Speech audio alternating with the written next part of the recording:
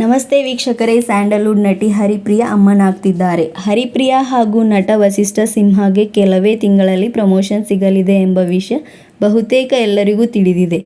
Social ಮೀಡಿಯಾದಲ್ಲಿ ಫೋಟೋವೊಂದನ್ನು ಹಂಚಿಕೊಂಡು ತಾವಿಬ್ಬರು ಅಪ್ಪ ಅಮ್ಮನಾಗ್ತಿದ್ದೇವೆ ಎಂದಿದ್ದರು. ಈಗ ದಂಪತಿ ಮತ್ತೊಂದು ಫೋಟೋ ಶೂಟ್ ಮಾಡಿಸಿದ್ದಾರೆ.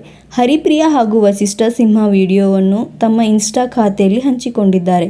ಕನ್ನಡ ಹಬ್ಬದ ಸಲುವಾಗಿ ನಾವು ಎಂದು ಬರೆದಿರುವ ಹರಿಪ್ರಿಯಾ ಮಗು ಹಾಗೂ ದೃಷ್ಟಿ ಬೀಳದ ಎಮೋಜಿ ಹಾಕಿದ್ದಾರೆ. ಈ ಪೋಸ್ಟ್ನಲ್ಲಿ ಹರಿಪ್ರಿಯಾ ಸುಂದರವಾದ ಚೂಡಿದಾರ್ ಧರಿಸಿದ್ದು, ವಸಿಷ್ಠ ಕುರ್ತಾ ಹಾಕಿದ್ದಾರೆ. ಬೇಬಿ ಬಂಪ್ ಹಿಡಿದು ದಂಪತಿ ಫೋಟೋಗೆ ಪೋಸ್ ನೀಡಿದ್ದಾರೆ. ವಿಡಿಯೋ ನೋಡಿದ ಫ್ಯಾನ್ಸ್ ದಂಪತಿಗೆ ಶುಭ ಕೋರಿದ್ದಾರೆ.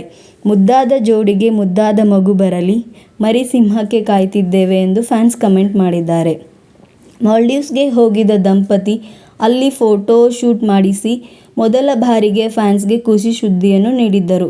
ಪ್ರೀತಿಯ ಕನ್ನಡ ಮನಸ್ಸುಗಳಿಗೆ ಕರ್ನಾಟಕ ರಾಜ್ಯೋತ್ಸವದ ಹಾಗೂ ದೀಪಾವಳಿಯ ಶುಭಾಶಯಗಳು. ಈ ಶುಭ ದಿನದಂದು ನಿಮ್ಮೆಲ್ಲರೊಡನೆ ಶುಭ ಸುದ್ದಿಯೊಂದನ್ನು ಹಂಚಿಕೊಳ್ಳುವ ಆಸೆ ನಮ್ಮದು. ನಿಮ್ಮಲ್ಲಿ ಬಹುತೇಕರು ಊಹಿಸಿದ್ದು ಸರಿಯೇ. ಹೌದು, ನಾವು ನಮ್ಮ ಕುಡಿಗಾಗಿ ಎದುರು ನೋಡುತ್ತಿದ್ದೇವೆ. ನಿಮ್ಮೆಲ್ಲರ ಹಾರೈಕೆ ಆಶೀರ್ವಾದಗಳ ನಿರೀಕ್ಷೆಯಲ್ಲಿದ್ದೇವೆ ಎಂದು ಬರೆದಿದ್ದರು. ಮಾಲ್ಡೀವ್ಸ್ ನಂತರ ಹರಿಪ್ರಿಯಾ ಹಾಗೂ ವಸಿಷ್ಠ ಸಿಂಹ ಸಿಂಗಪುರ್ ಸುತ್ತಿ ಬಂದಿದ್ದಾರೆ. ಸಿಂಗಪುರದ ಮೆಟ್ರೋದಲ್ಲಿ ನಿಂತಿದ್ದ ಅಲ್ಲಿನ ಬೀದಿ ಸುತ್ತಿದ್ದ ವಿಡಿಯೋ, ಫೋಟೋ ಸೋಷಿಯಲ್ ಮೀಡಿಯಾದಲ್ಲಿ ವೈರಲ್ ಆಗಿದೆ. ಮೆಟ್ರೋ ಪ್ರಯಾಣದ ವೇಳೆ ಹರಿಪ್ರಿಯಾ ಜೀನ್ಸ್ ಧರಿಸಿದ್ದು ಫ್ಯಾನ್ಸ್ಗೆ ಇಷ್ಟವಾಗಿರಲಿಲ್ಲ. ಗರ್ಭಿಣಿಯರು ಜೀನ್ಸ್ ಧರಿಸಬಾರದು ಅಂತ ಸಲಹೆ ಕೂಡ ನೀಡಿದ್ದರು.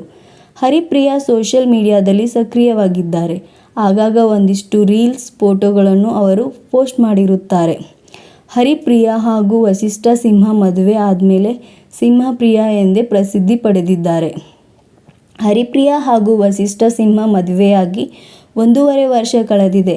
ಕನ್ನಡ ಸ್ಟಾರ್ ಜೋಡಿ ಕಳೆದ 2023 ಜನವರಿಯಲ್ಲಿ ದಾಂಪತ್ಯ ಜೀವನಕ್ಕೆ ಕಾಲಿಟ್ಟಿದ್ದರು.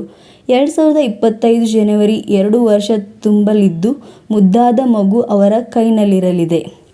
ಮನಸ್ಸುಗಳ ಮಾತು ಮಧುರ ಸಿನಿಮಾ ಮೂಲಕ ಸ್ಯಾಂಡಲ್ವುಡ್ಗೆ ಕಾಲಿಟ್ಟ ಹರಿಪ್ರಿಯಾ, ಚೆಲುವೆಯೇ ನಿನ್ನ ನೋಡಲು, ಕಳ್ಳರ ಸಂತೆ ಸೇರಿದಂತೆ ಅನೇಕ ಸಿನಿಮಾಗಳಲ್ಲಿ ನಟಿಸಿದ್ದಾರೆ. ಆದರೆ ಉಗ್ರಂ ಹರಿಪ್ರಿಯಾಗೆ ಹೆಸರು ತಂದುಕೊಟ್ಟ ಸಿನಿಮಾ.